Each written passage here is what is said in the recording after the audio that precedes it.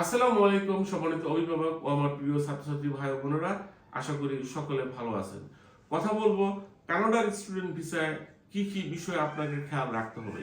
কানাডাতে কিন্তু এখন প্রচুর পরিমাণে স্টুডেন্ট ভিসা হচ্ছে।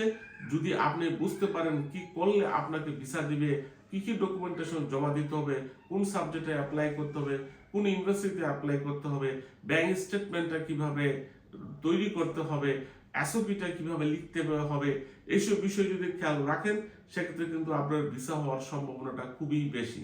তো কথা বলছি আমি DM Rafiqul Islam, ideal overseas education থেকে।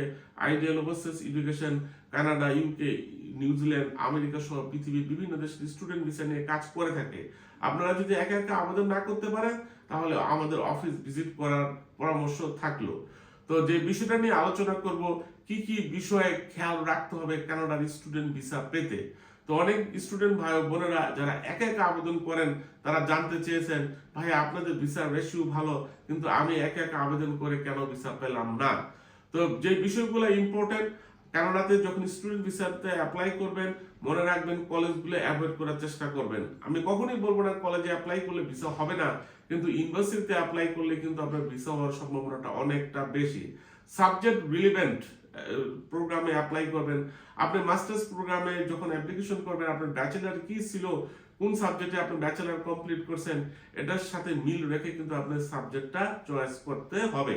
প্রফেশনাল প্রোগ্রামগুলোতে অ্যাপ্লাই করবেন, যে প্রোগ্রামগুলোতে কানাডায় খুব ডিমান্ড, পড়াশোনা শেষ করার পরে কানাডাতে গিয়ে আপনি কাজ করতে পারবেন, ওখানে ওয়ার্ক পারমিটে সুইচ করতে পারবেন, তাই প্রফেশনাল প্রোগ্রামগুলোতে অ্যাপ্লিকেশন করবেন।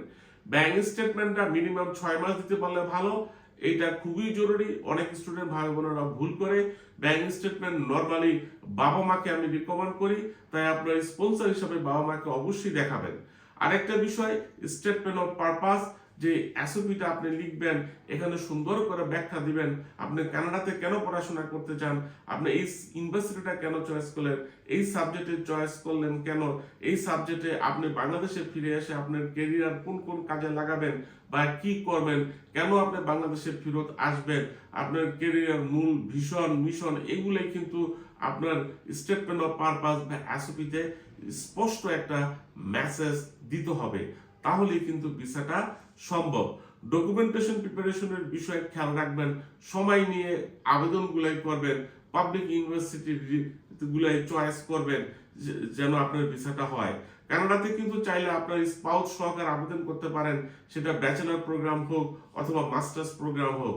কানাডাতে কিন্তু স্পাউসের ফুল টাইম কাজের অনুমতি থাকে এবং স্টুডেন্ট থাকাকালীন অবস্থাতে কিন্তু আপনার কাজের অনুমতি থাকবে। ইভেন যাদের ডিপেন্ডেন্ট চাইল্ড আছে, যাদের বাচ্চা কাচ্চা আছে, তারাও কিন্তু এট এ টাইম স্টুডেন্টের সাথে আবেদন করে স্টুডেন্ট ভিসাতে কানাডাতে চলে যেতে পারে। আগামী সেপ্টেম্বরের সেমিস্টার 2026 আমরা আশা করতেছি যদি পরিবেশ পরিস্থিতি অনুকূলে থাকে ইনশাআল্লাহ এই সেমিস্টারে প্রচুর ভিসা দিবে।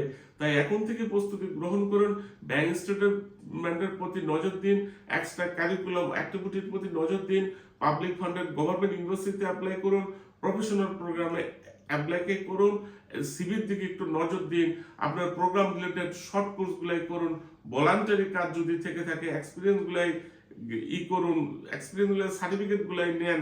এগুলাই কিন্তু আপনার এক্সট্রা ডকুমেন্টেশন হিসাবে অন্য 8-10টা স্টুডেন্টের চেয়ে আপনাকে আলাদা করে দেবে। যদি সম্ভব হয় ট্রাভেল হিস্ট্রিটা খুব ভালো কাজ করে, এটা ম্যান্ডেটরি না, ট্রাভেল হিস্ট্রিটার দিকেও খেয়াল রাখতে পারেন, স্পেশালি যারা ফিনান্সিয়ালি সলভেন্ট। কানাডা স্টুডেন্ট ভিসার ক্ষেত্রে যে কোনো তথ্যের জন্য আমাদের অফিস ভিজিট করতে পারেন। আইডিয়াল ওভারসিজ এডুকেশন বিগত 15 বছর যাবৎ আমেরিকা, কানাডা, অস্ট্রেলিয়া, নিউজিল্যান্ড সহ বিভিন্ন দেশের স্টুডেন্ট ভিসা প্রসেস করে আসতেছে। আমাদের দক্ষ টিম আপনাদেরকে এই বিষয়ে সহযোগিতা করতে পারবে।